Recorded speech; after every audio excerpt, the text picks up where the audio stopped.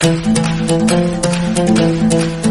मेरा नाम है वेदश्री त्रिवेदी और इस समय हम लोग पढ़ रहे हैं कॉर्पोरेट अकाउंटिंग। इसमें जो हमारा चैप्टर चल रहा है वो है रिडेम्पशन ऑफ डिबेंचर्स। ये चैप्टर बहुत ही महत्वपूर्ण है बीकॉम सेकंड सेमेस्टर के स्टूडेंट्स के लिए, जिनका ऑब्जेक्टिव पेपर होता है। 150 क्वेश्चन पूछे जाते हैं और कोई 75 क्वेश्चन के सही आंसर देने होते हैं।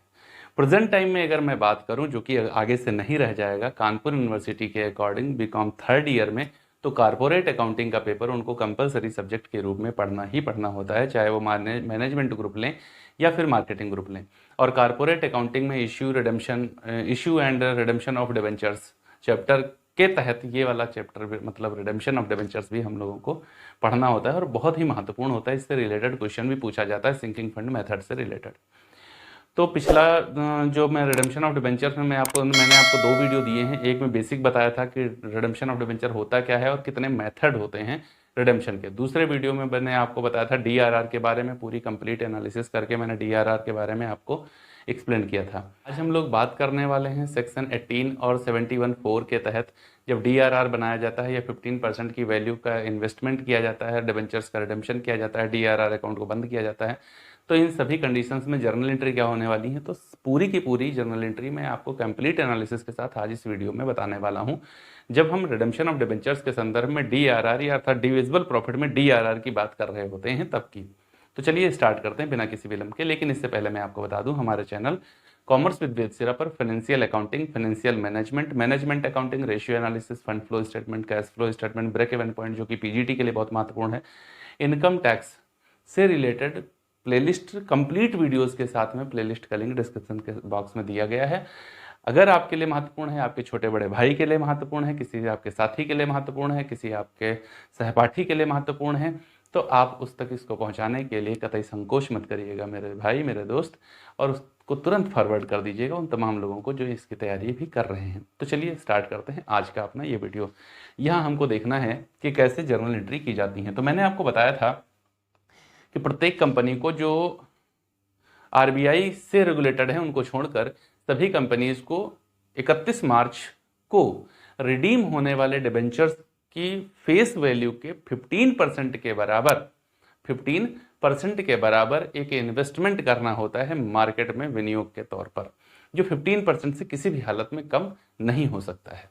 ओके, जो मेच्योर होने वाले हैं उस मेच्योरिटी वैल्यू की 15% से कम वैल्यू कतई नहीं हो सकती है। मान लो 2 लाख रुपए के डिबेंचर्स मेच्योर होने वाले हैं तो फिर 2 लाख का 15%, 15 दूना 30, मतलब 30,000 रुपये प्रत्येक कंडीशन में कम से कम इन्वेस्ट करने ही पड़ेंगे। तो क्या कंडीशन होती है जब ये इन्वेस्ट किया जाता है? तो सेक्शन इसके लिए हम लोग बात करेंगे, इसका सेक्शन होता है 18 सबसेक्शन 7 और C. Okay, company share and debentures rule 2014 के तहत उसका सेक्शन है 18 सबसेक्शन 7 क्लास सी में दिया गया है कि 15% वैल्यू के बराबर डिबेंचर्स का इन्वेस्ट करना ही पड़ेगा। तो जब इन्वेस्ट कर रहे होंगे तो फर्स्ट कंडीशन में एंट्री क्या करेंगे? जब इन्वेस्ट कर रहे होंगे, देखो इन्वेस्ट कर रहे हो आप, इन्वेस्ट करोगे तो किस में इन्वेस्ट करने जा रहे हो? डिबेंचर रिडेम्पशन इन्वेस्टमेंट करने जा रहे हो, debentures redemption investment account debit. और ये आपके पास इन्वेस्टमेंट आया तो investment account debit to bank account entry करते हैं। अब ये डिबेंचर रिडेम्पशन के संदर्भ में इन्वेस्टमेंट है तो हम लिख लेंगे debenture redemption investment account debit to bank account for debentures purchase in 15% of face value of debentures. Okay, तो ये वैल्यू आप कर लेंगे, ठीक है ना। बात क्लियर हो गई, पहली एंट्री ये वाली हो जाती है। उसके बाद में इन डिबेंचर्स को सेल आउट कर दिया जाता है, डिबेंचर्स नहीं, इन्वेस्टमेंट को सेल आउट किया जाता है। तो जब इन्वेस्टमेंट को सोल्ड किया जाएगा तब एंट्री क्या होगी? तब पैसा हमारे पास आएगा। अभी यहां पर पैसा क्या था? गया था तो बैंक क्रेडिट था। अब पैसा आएगा, कहां से आएगा? तो इसी से आएगा। तो हम एंट्री क्या लिखेंगे? बैंक अकाउंट डेबिट, है ना, टू, अब ये वाली लाइन नीचे आ जाएगी, debentures redemption investment account. Suppose that हमने 30,000 रुपए के डिबेंचर्स इन्वेस्टमेंट खरीदे थे, तो ये 30,000 रुपए यहाँ पर आया था, उसी को मैंने क्या किया, अब यहाँ पर मैंने बेच दिया है। ठीक है, तो ये इस तरीके से एंट्री हो जाएगी। बात क्लियर है? For debentures investment sold. Okay, अच्छा फिर अगर मैं बात करूं आगे चल करके दूसरी कंडीशन में कि हमने डीआरआर बनाया है। DRR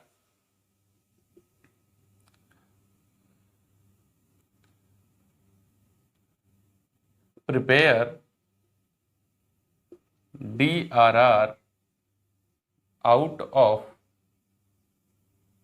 surplus account. Surplus account से हमने डीआरआर को बना लिया है, प्रिपेयर कर लिया है, तो फिर क्या करेंगे, एंट्री क्या करेंगे। देखो ये डीआरआर मैंने बनाया है, कहां से बनाया है, सरप्लस अकाउंट से बनाया है, तो एंट्री क्या करेंगे, surplus account debit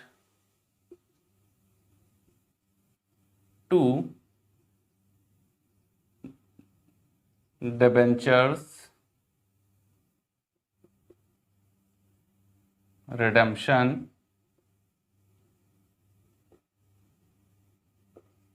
reserve account. Okay, for debentures redemption reserve created out of surplus account. Prepare की जगह पर क्रिएट भी लिख सकते हैं हम लोग, तो ये थोड़ा बेहतर होगा, क्रिएटेड, है ना। ओके, बात क्लियर हो गई है।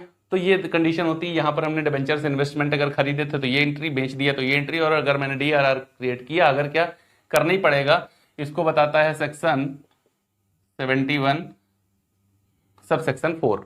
इसके तहत आपको डीआरआर बनाना ही होता है। आरबीआई को छोड़कर बाकी जितनी भी कंपनीज, आरबीआई गवर्न कर रही जिन कंपनीज को, उनको छोड़कर बाकी जितनी भी कंपनीज हैं जिन पर सेबी की गाइडलाइन लागू होती है, उनको डीआरआर बनाना ही होता है।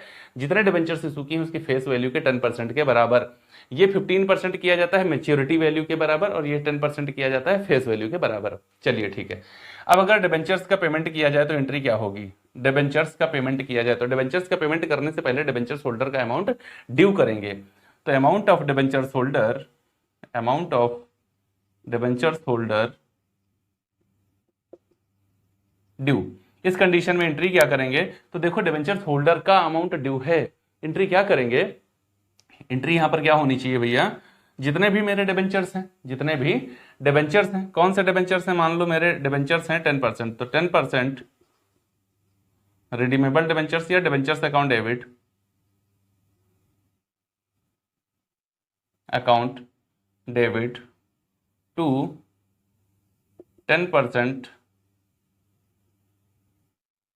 Debentures holders, debenture holders account. Okay, for amount due, ये कंडीशन में एंट्री हो जाएगी।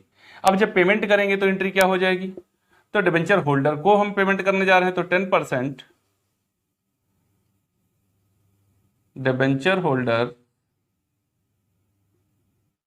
Account debit to bank account for amount paid, ये एंट्री आप कर सकते हैं। बात क्लियर है? इन दोनों में से ये दोनों एंट्री पहले ड्यू करेंगे फिर पेड करेंगे।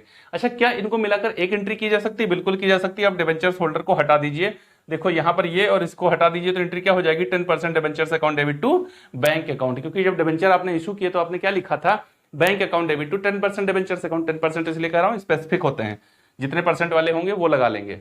तो जब हमने इशू किया तो एंट्री क्या हुई थी, bank account debit to 10% debentures, और जब मैंने इनका रिडम्पशन कर दिया तो 10% debentures account debit to bank account. तो एक में मिला करके भी एंट्री आप कर सकते हैं। ये तो कंडीशन हो गई अगर मैं फेस वैल्यू पर इनका रिडम्पशन कर रहा हूं। फेस वैल्यू का मतलब है अगर मान लो 10,000 के डिबेंचर्स हैं तो मैं 10,000 पर ही इनका पेमेंट कर रहा हूं तब। ठीक है, हो सकता है आप फेस वैल्यू पर पेमेंट ना कर रहे हो, प्रीमियम पर पेमेंट कर रहे हो। तो अगर प्रीमियम पर पेमेंट कर रहे होंगे तो जर्नल एंट्री पर क्या इफेक्ट आएगा, अगर पेमेंट प्रीमियम पर किया जा रहा होगा तो पहले प्रीमियम का प्रोविजन आपको करना पड़ेगा। ओके, पहले क्या करना पड़ेगा, प्रीमियम का प्रोविजन आपको करना पड़ेगा। तो प्रीमियम प्रोवाइड आउट ऑफ, कहां से करोगे आप, प्रीमियम प्रोवाइड कहां से करेंगे, तो आपके पास में ऑप्शन क्या होता है, सबसे पहले प्रीमियम के लिए आप जाते हैं किसके पास, तो सिक्योरिटी प्रीमियम अकाउंट के पास जाते हैं। सिक्योरिटी प्रीमियम अकाउंट डेबिट, ये ना हो तो कैपिटल रिजर्व के पास जाते हैं अकाउंट डेबिट, ये भी ना होगा तो सरप्लस अकाउंट या फिर हम किसी भी रेवेन्यू अकाउंट के पास चले जाएंगे। Surplus account debit to premium on redemption of debentures account. Okay, मान लो 10,000 रुपए के डिबेंचर्स जो पीछे मैंने आपको बताया था कि उनका रिडम्पशन करना है, और उनका रिडम्पशन करने के लिए मैं प्रीमियम मुझे देनी है 10%, मतलब 1,000 रुपए प्रीमियम मुझे देनी है, जिसके लिए मेरे पास 600 रुपए सिक्योरिटी प्रीमियम अकाउंट में है, और 200 रुपए हमारे पास में कैपिटल रिजर्व से हमने लिए हैं, और 200 रुपए हमने सरप्लस अकाउंट से लिए हैं। तो इस तरीके से हमने 1,000 रुपए का प्रोविजन कर लिया है। आपके पास एक भी अकाउंट हो सकता है, वहीं से पूरा ले सकते हो, लेकिन अगर मान लो मैं तीनों जगह जाऊं तो इस तरीके से फिल करके अमाउंट लिया जाएगा। अब प्रीमियम हमारे पास आ गया है, तो अब अमाउंट ड्यू करो और पेमेंट करो। तो अमाउंट ड्यू करने पर फिर से एंट्री क्या हो जाएगी, अमाउंट ड्यू करने पर फिर से अमाउंट क्या हो जाएगा, 10% debentures account debit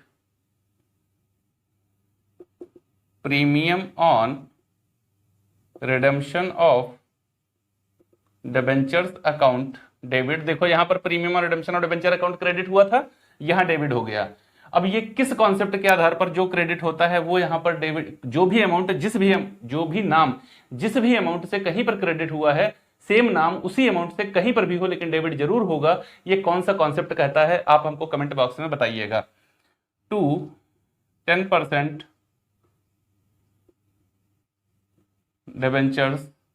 debenture holders account.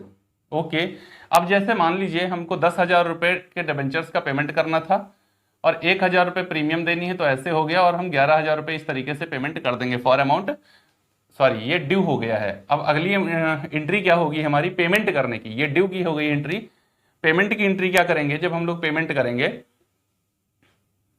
तो पेमेंट की कंडीशन में 10% डिबेंचर्स 10% डिबेंचर्स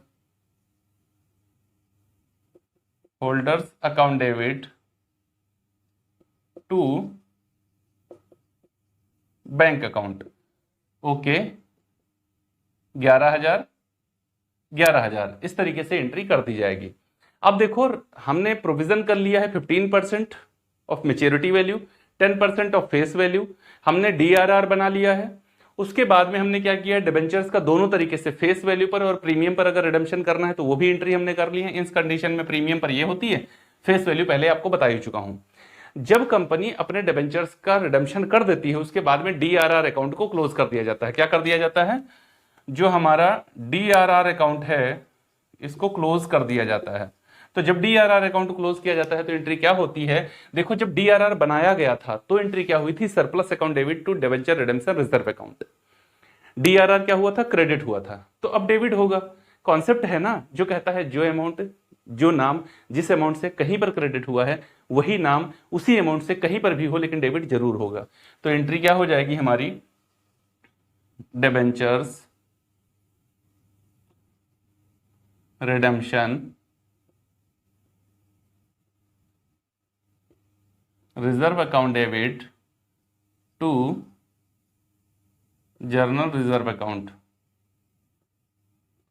और ये पहले बनाया क्यों जाता है, फिर जीआरआर में जर्नल रिजर्व में ट्रांसफर किया क्यों जाता है, इसके पीछे का क्या रीजन है वो मैं आपको पहले ही बता चुका हूं जब मैंने डीआरआर के संदर्भ में आपको कंप्लीट वीडियो दिया हुआ था।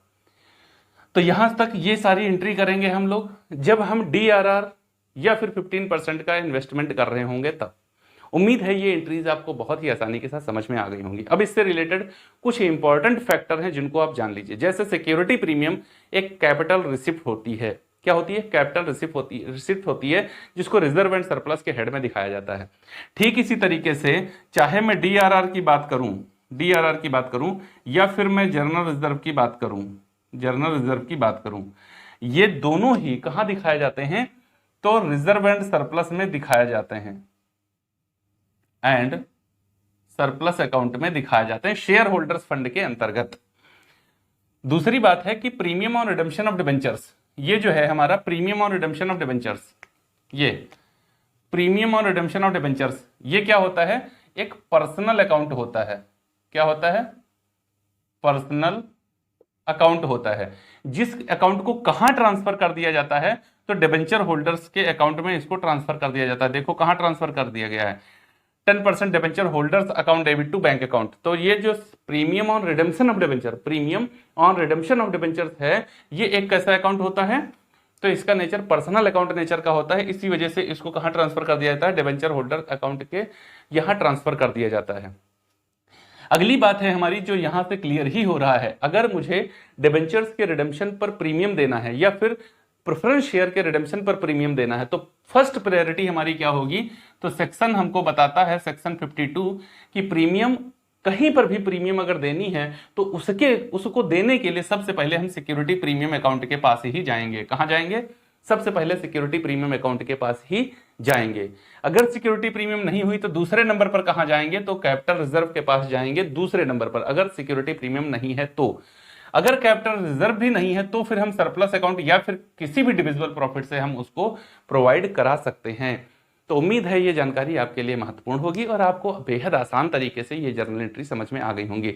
हम लोग मिलेंगे अपने अगले वीडियो में और वहां पर मैं आपको बताऊंगा डिबेंचर सिंकिंग फंड मेथड क्या होता है, अर्थात डिबेंचर्स के रिडेम्पशन के लिए सिंकिंग फंड कैसे लिया जाता है, सिंकिंग फंड इन्वेस्टमेंट अकाउंट कैसे बनाया जाता है, डिबेंचर सिंकिंग फंड अकाउंट कैसे बनाया जाता है, और उसमें कंप्लीट कैलकुलेशन कैसे की जाती है और उस कैलकुलेशन का आधार क्या होता है, उससे कंपनीज को फायदा क्या होता है। अगर ये वीडियो आपको अच्छा लगा है तो लाइक कीजिएगा और अपने उन दोस्तों के साथ जरूर शेयर करिएगा जो इस समय बीकॉम सेकंड सेमेस्टर या बीकॉम थर्ड ईयर की पढ़ाई कर रहे हैं। मिलते हैं अगले वीडियो में, तब तक के लिए जय हिंद दोस्तों।